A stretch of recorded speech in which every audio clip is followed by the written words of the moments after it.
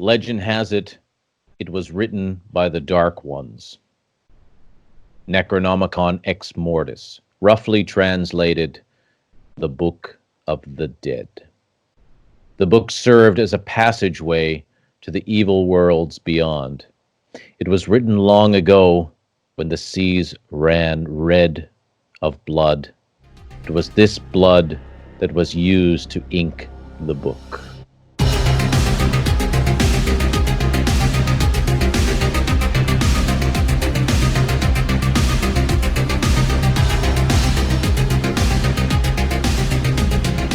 Welcome to They Talk, and this time we're gonna talk about our favorite movie, might be mine top 5 of all time, called The Evil Dead. Yeah, very fitting, I think, as well. This is my favorite. At least the Evil Dead 1 is my favorite movie, and the series is my favorite series, of course, of all time. And I think it's quite easy to pin this occult film title on the Evil Dead, specifically because of the Necronomicon. Yeah. And this being one of these what was the books of Moses, what were they called? We're talking about grimoire here, like this, the grimoire, ancient spell book, or book of incantations, or passageway, as you read the quotation there in the beginning. And this is very much a grimoire, this Necronomicon, and of course it appeared on The Evil Dead from 1981, directed by Sam Raimi, produced by Roger Tappert, and helmed by our all our favorite actor Bruce Campbell. That's right. Before we go into the occult and what it has to do with the Evil Dead and the Necronomicon, definitely, if you're here for the first time, please subscribe to They Talk and become a fellow talker, as well as click that notification bell so you get notifications when we release a new talk. And by saying They Talk, that's what we mean, is that we talk, and you guys need to communicate with us as well. What are your thoughts and memories or opinions about the Evil Dead series and the Necronomicon? That can, I guess, include the TV series as well. So anything, even the video games, why not? So or the comics. Or the comics, definitely. Any form of media that involves the Evil Dead, comment below and let us know what you think. Share this video and give it a like. So, yeah, back to the Necronomicon. So Lovecraft Necronomicon.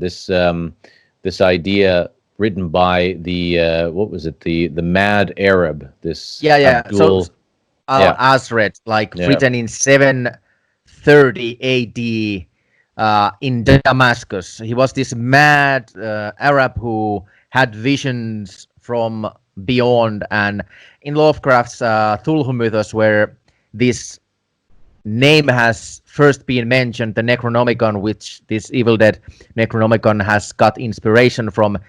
It is a spell book too, but you can open gates to space and time, and you can reach these godly like creatures that are not from this earth but are basically aliens in the universe. And of course it's a magnificent mythos. And talking about horror movies, this appear on 2020 Richard Stanley film H.P. Lovecraft's Color Out of Space.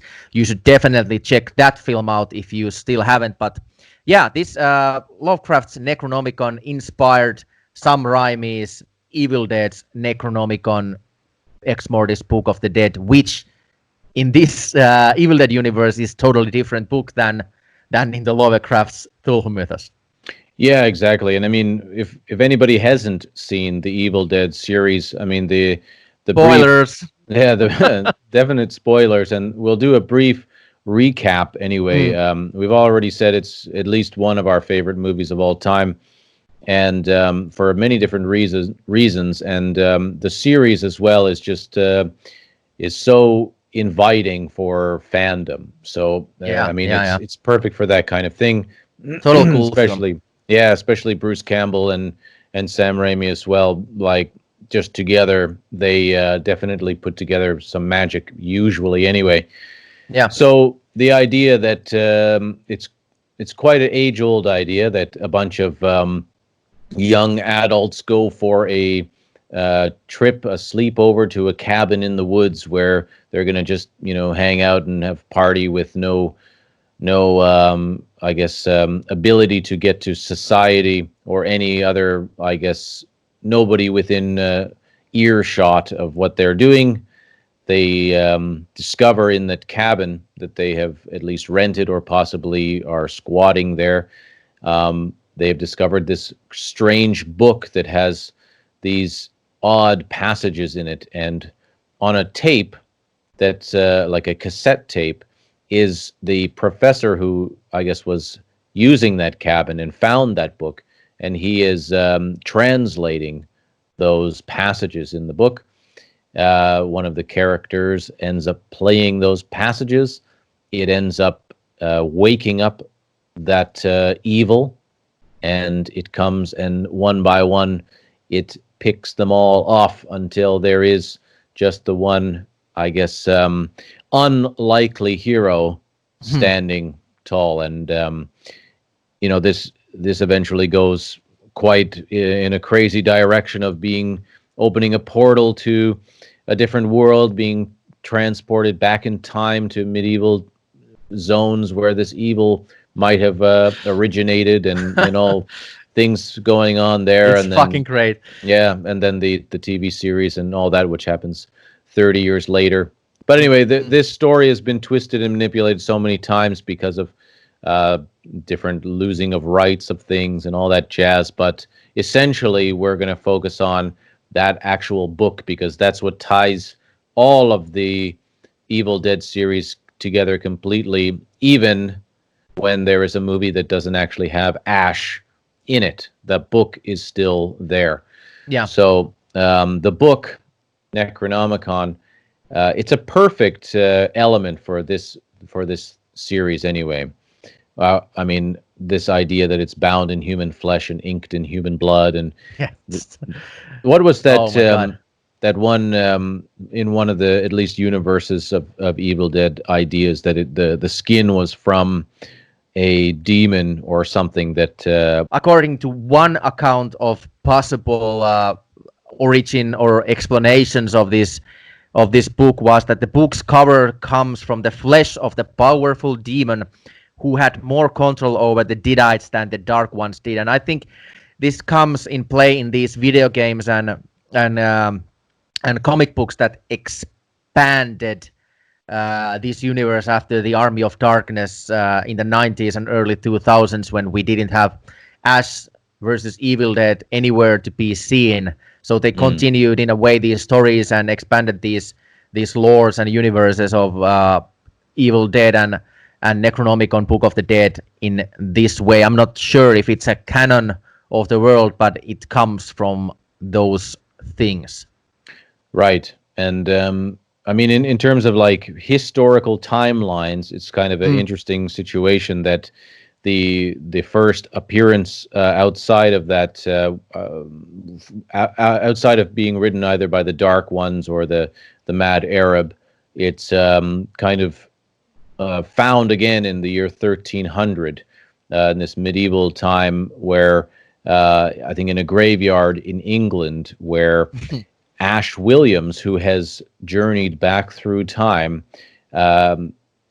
attempts to, I guess, retrieve it from the graveyard, unfortunately saying the wrong words that would be able to allow him to retrieve it without any, I guess, what would you say, anything bad happening anyway. And unfortunately, he says the wrong words in an absolutely amazing scene, and well, it causes a bunch of shit to go down. And this guy, this Ash Williams, who discovered them and traveled back in time, was the hero that was prophesied in the book in this Book of the Dead, this grimoire, this Necronomicon, and of course it happens to be Ash, because when in the part 2, he uses these books incantations and try to get rid of the evil and open this portal so he could send it back in time.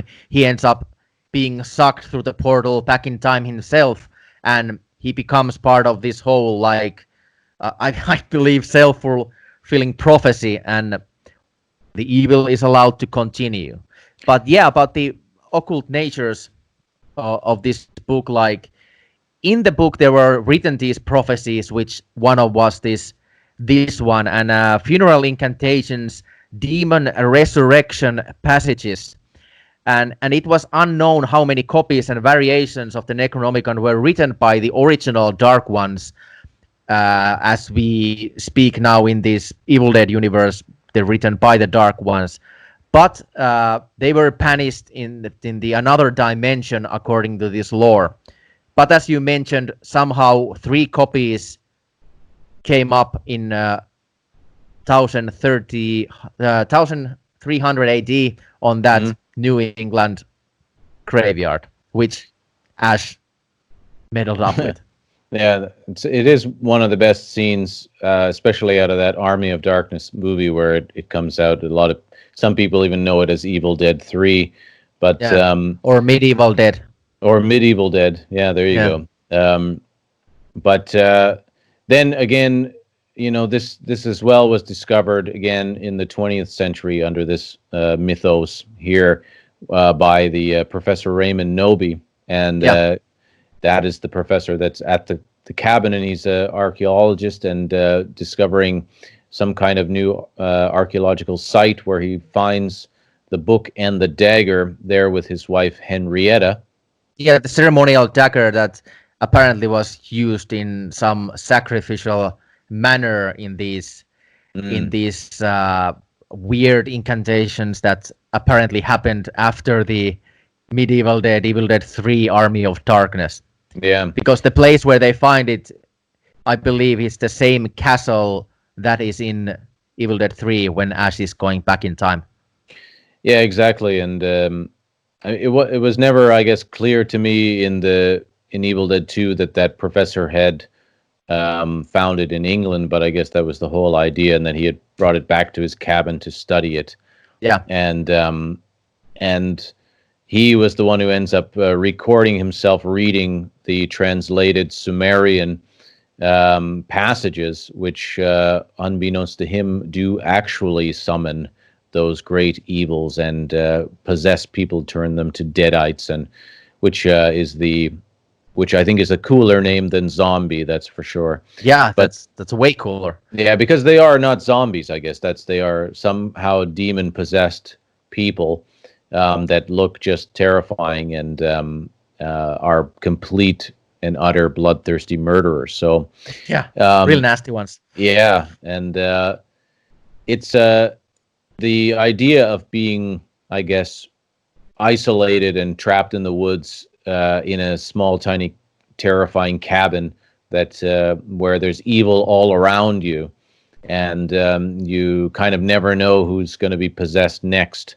It's quite a terrifying movie, actually. At least the premise is there, and interestingly enough, especially if you're considering Evil Dead, the original, is that it was filmed by, I guess, slapstick comedy veterans in a way. The guys come from making those kinds of comedy strips or home movies or projects and whatever, and they can create so creepy film, so creepy atmosphere in the film that I believe it's one of the scariest films that I have ever seen. And still when I watch it, I have this uneasy feeling every time. And I'm talking about the first one. Of course, it goes more to slapstick and comedy, obviously, because splatterstick. Yeah. But yeah, like back to these occult influences and occult feels of the film. Like I still remember when the characters are playing the tape that you mentioned, where these incantations are translated by Professor Raymond Noby, and he causes these demons to come to our world from from these dimensions and times. It's one of the creepiest scenes in that film, and nothing really happens on it. But the way it's being shot, it has this real feeling that you're listening some old occult books translation, and as a viewer that shit's gonna hit the fan soon. Yeah, right? definitely. And even I believe even the characters are like, some of the girls there are like stop it, like, and then they put it back on, and it's real fucked up atmosphere in that one. And I believe like that's one of the first times when I watched this film way too young that I had some idea of like these grimoires and occult through this film. Yeah, and one of the scenes that's quite terrifying to me, actually, I think it was really well done, really thought of, is the time it's when Ash's sister is guessing, or I guess guessing the cards that his girlfriend is, pulling up, and viewing. Yeah, and so she's been attacked already by the trees, the plants, and basically raped by the forest, which is like horrifying thought. First of all, absolutely insane scene as well. And then she's there, and she's doing the remote viewing of the cards, which is, also having that occultish vibe towards it. And then there she is possessed. And there's so many of these symbols throughout the movie, even if they were just to look cool, but where the necklace is laying on the floor, and they've actually dropped the chain so it is in the shape of a skull there. So they're trying to put these little like hidden symbols all over the place to create, some kind of subliminal uneasy idea, even having the camera slightly crooked and on these strange angles and things like that. And it gives you this feeling of uneasiness, and then throw in these chanting Sumerian readings. It's pretty amazing, and definitely. I'm still getting goosebumps now when you describe it. This movie it's heavy on the occult, which I think a lot of people don't even. I don't even think they would even think of the occult when thinking of the Evil Dead. But there's so much influence here. Evil Dead 2 as well. The idea of reading these spells to create the portals into a different world. These are all of these kind of magical books, using these kind of things, different, sort of placement of objects in the room, and, possession of objects and things like that. It's pretty, a lot of these things you can definitely see the direct link to the occult. Yeah, and the idea itself that in the Evil Dead, that the first Evil Dead, that you must destroy the grimoire itself in order to get rid of the evil that has been allowed to come to this world through reading those incantations in the book. I think that's a good idea of executing it, and it's like pretty occult itself, how you get rid of this evil book, and everything that it has done is being undone.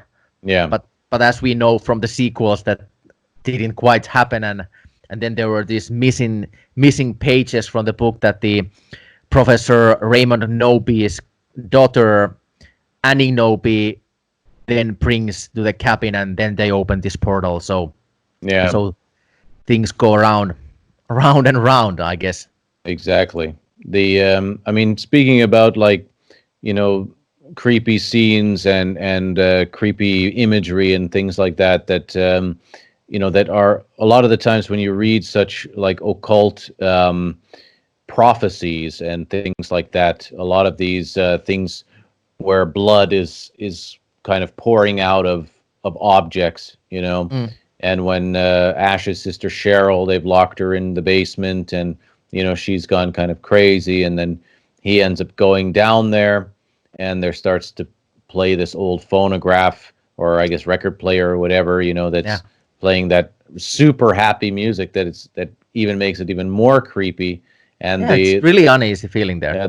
the blood running. I'm pretty sure in that scene, the blood is running into the light bulb, ended up breaking it, and it might even be in Evil Dead 2. But anyway, I think the blood is at least running down the. I think they used it several times during maybe in the series also, but TV it's series. just this idea, of a lot of people see it in the Virgin Mary paintings or these religious paintings. The people's eyes are bleeding and things like that. The palms of Christ are bleeding in paintings and statues, and this kind of ideas, I think, directly into that occult as well. And maybe I wonder how much research did they really do to lift these like occultish ideas, or was it just, these are just creepy ideas and we've heard these before in witch ghost stories, so let's use all this stuff in this movie.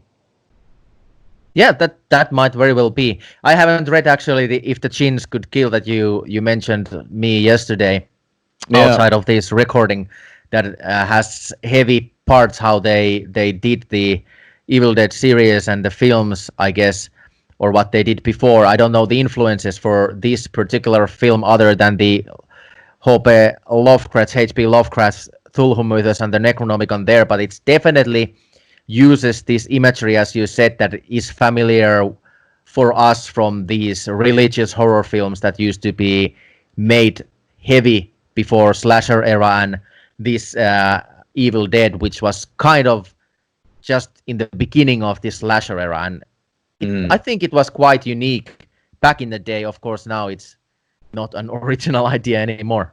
No, and the classic story, which is true, and I'm sure everybody, well, at least a lot of people know it if they're fans of the franchise, or what if you're going to call it that, the series is it's a franchise, I think. Is that the Nightmare on Elm Street using the Evil Dead, the original, in playing on the TV during the dream sequence, and without actual license to do so, and while the Evil Dead team, those guys didn't really have any money to pull out any kind of lawsuit or anything like that, so they hung up a Freddy Krueger glove in the cellar scene of the Evil Dead 2 Dead by Dawn, which if you look really, really closely, you could possibly see it. But, just to kind of pay homage to that, as well as also give them a jab. As well, there was an interesting, this is maybe not so occult, but there was a poster of The Hills Have Eyes. I think it was in Evil Dead, the original.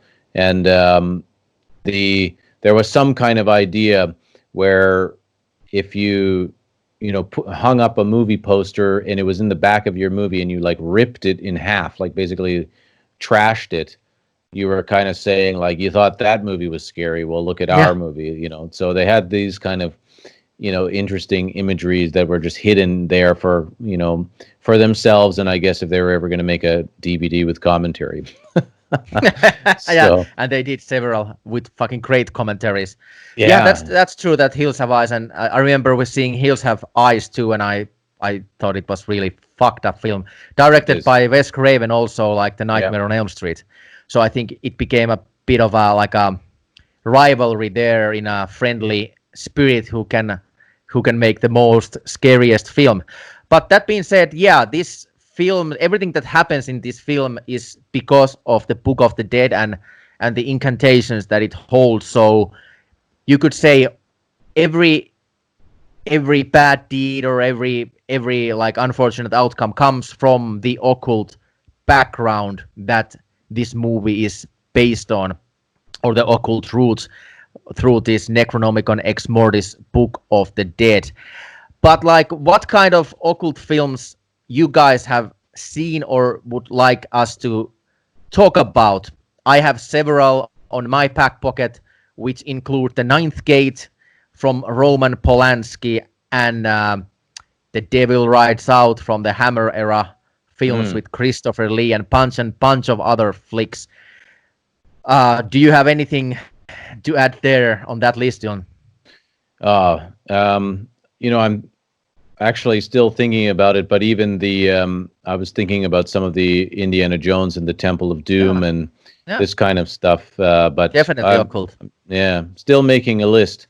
But I think the occult is in more movies as an influence than you would seem to know. But I'd say so. yeah, definitely liked up when he said if you guys have any ideas or occult themed movies, or even with the kind of sprinklings of the occult in there somewhere, I definitely want to hear from you guys. So thank you for joining us on They Talk with, I guess this is kind of our first of this occult films series, and starting with The Evil Dead, which is the, I guess that's the landmark, at least for me. But One of the best films ever made. I would say so, and for so many reasons. But if you haven't seen The Evil Dead, Evil Dead 2, Army of Darkness, or the whole series, or even the remake of Evil Dead, all of them are worth watching for one reason or another. So check it all out and definitely pay attention to those guys. There might be something new coming in the horizon. I've heard some whisperings. Yeah. So definitely like, share, and subscribe to us here on They Talk. Join the talk. Comment below with your thoughts on occult films and The Evil Dead. And while you're at it, you better do something big, and that is... Ring that bell.